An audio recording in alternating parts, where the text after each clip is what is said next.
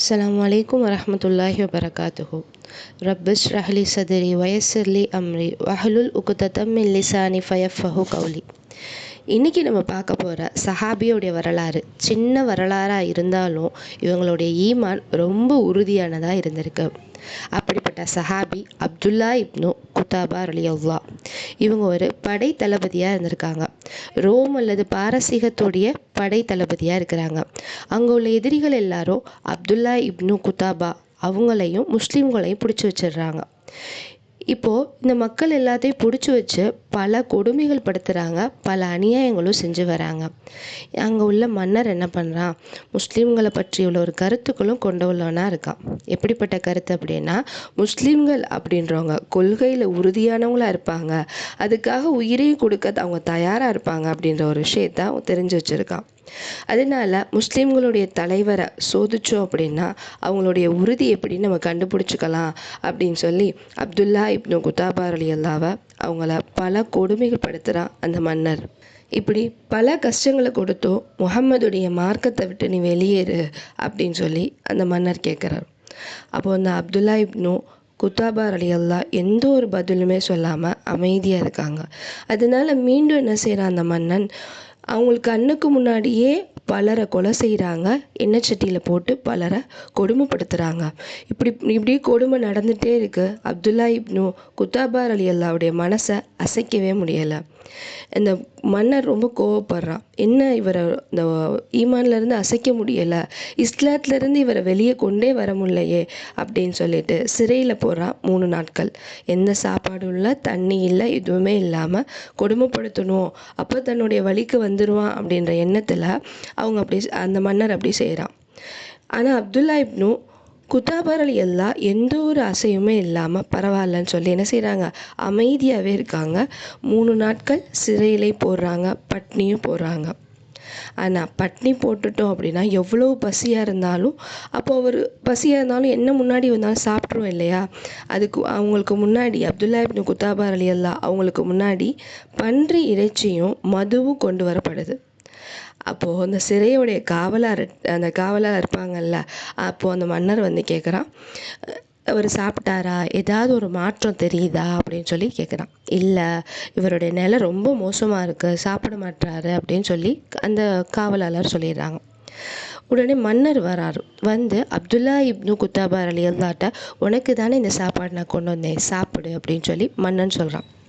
அப்போ அப்துல்லா இப்னு குத்தாபா ரலியல்லாஹ், ஆமா இன்ன தரூத்த அஹதல்லதி அப்படின்னு சொல்கிறாரு.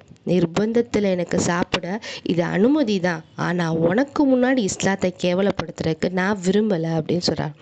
சுபஹானல்லாஹ். எவ்வளோ பெரிய விஷயங்கள்லாம் பண்ணுறாங்க பாருங்கள் இந்த சஹாபாக்கள். நம்மளால் இதெல்லாம் முடியுமா? சிந்திச்சு பாருங்கள், ஒவ்வொரு விஷயத்தையும் சிந்திச்சு பாருங்கள் சகோதரிகளே. உன்னுடைய நோக்கமே அதுதான், நான் மவுத் ஆனாலும் பரவாயில்ல, நான் இதை சாப்பிட மாட்டேன் அப்படின்னு சொல்லிடுறாங்க இந்த சஹாபி.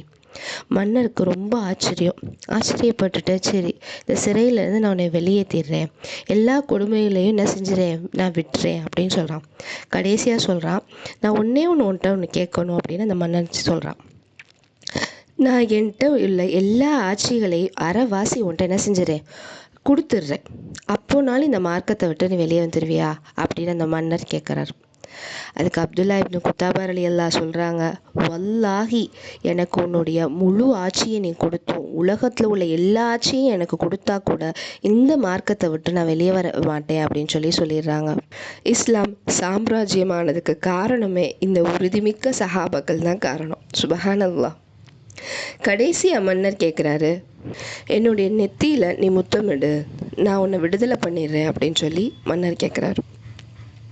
அப்போ இந்த சஹாபி சொல்கிறாங்க, என்ன மட்டும் இல்லை, நான் முத்தம் கொடுத்தேன் அப்படின்னா என்ன மட்டும் கிடையாது, கைதி பண்ண எல்லா முஸ்லீம்களையும் நீங்கள் விடுவிச்சிடுவீங்கன்னு சொன்னீங்கன்னா நான் கண்டிப்பாக செய்கிறேன் அப்படின்னு சொல்கிறாங்க. சரி அப்படின்னு சொல்லிடுறாங்க. எதற்காக இப்படி சொல்கிறான் அந்த மன்னர்? இதுக்குமே பண்ணியலை, இதனாலும் பண்ணட்டுன்ற அந்த குறுக்கு எண்ணத்தினால தான் அந்த மன்னரும் சரி அப்படின்னு சொல்லிடுறாரு.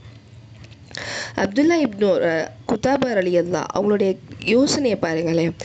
தன்னுடைய செயல் ஒரு ஒட்டுமொத்த மக்களையும் பாதுகாக்கும் அப்படின்றனால மன்னனுடைய அந்த நெற்றியில் முத்தமிடுறாங்க. இந்த மன்னரும் எல்லாத்தையும் விடுதலை பண்ணிடுறாங்க. இவங்களை வரவேற்கிறதுக்காக மதீனாவில் உமர் ரலியல்லாஹ் கண்ணீரோடு நிற்கிறாங்க. அப்துல்லா இப்னு குத்தாபா ரலியல்லாஹ் வந்தோடனே உமர் ரலியல்லாஹ் ஓடி வராங்க. ஓடி வந்து அவங்களுடைய நெத்தியில் முத்தமிடுறாங்க. முத்தமிட்டுட்டு சொல்கிறாங்க, அனைத்து முஸ்லீம்களுமே இவங்களுடைய நெற்றியில் முத்தமிடுங்க, அதற்கு முழு தகுதியுடையவங்க இவர் தான் அப்படின்னு சொல்லி சொல்கிறாங்க. சுப்ஹானல்லாஹ். ஆனால் நம்மளுடைய மக்கள் ஹராமாகவும் ஹலாலாகவும் மாற்றி வாழ்ந்துட்டு தான் இருக்கோம் இல்லையா? சின்ன சின்ன விஷயங்களை சொல்லலாம். உதாரணமாக, இசை ஹராம், பாட்டு பாடாமல் இருக்கோமா?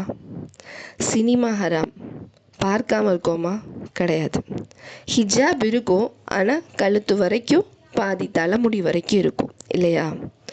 போதைப்பொருள் ஹராம், ஆனால் நம்மளுக்கு தகுந்த மாதிரி மாற்றிக்குவோம். வைன் குடிக்கலாம், அது போதைப்பொருள் கிடையாது அப்படின்னு நம்ம மாற்றிக்குவோம், அப்படி தானே? அடுத்த ஆண்கள்கிட்ட பேசுறது ஹராம், ஆனால் நம்ம சோஷியலிசம் அப்படின்ற பேரில் பேசுகிறோம் தானே? சஹாபாக்களுடைய ஈமானுடைய உறுதி எங்கே இருக்குது? நம்மளுடைய ஈமான் எங்கே இருக்குது? உறுதின்னு நம்ம சொல்ல முடியாது, ஈமான் எங்கே இருக்குன்னு தான் நம்மள்ட்ட கேட்கணும் இல்லையா? மற்ற மதத்தில் இருக்கிறவங்கள எடுத்துட்டோம் அப்படின்னா மோஸ்ட்லி அவங்களுடைய மதத்தில் உறுதியாக தான் இருப்பாங்க. ஆனால் நம்ம ட்ரெண்டுக்கு தகுந்தாது மாதிரி மாறிடுவோம் இல்லையா? ஈமானுள்ள சமூகமாகவும் ஈமானில் உறுதியுள்ள சமூகமாகவும் எதற்காகவும் எந்த சூழலுக்காகவும் நம்மளுடைய மார்க்கத்தை விட்டு கொடுக்காம, அதை எந்த ஒரு சூழலையும் நம்ம மார்க்கத்தை விட்டு கொடுக்காம கடைசி மூச்சு வரைக்கும் இஸ்லாத்துக்காக வாழக்கூடியவங்களா இருக்க அல்லாஹ் நம்ம எல்லாத்துக்கும் உதவி செய்வானாக என்று பிரார்த்தித்தவளாக நிறைவு செய்கிறேன். அஸ்ஸலாமு அலைக்கும் வரஹ்மத்துல்லாஹி வபரகாத்துஹு.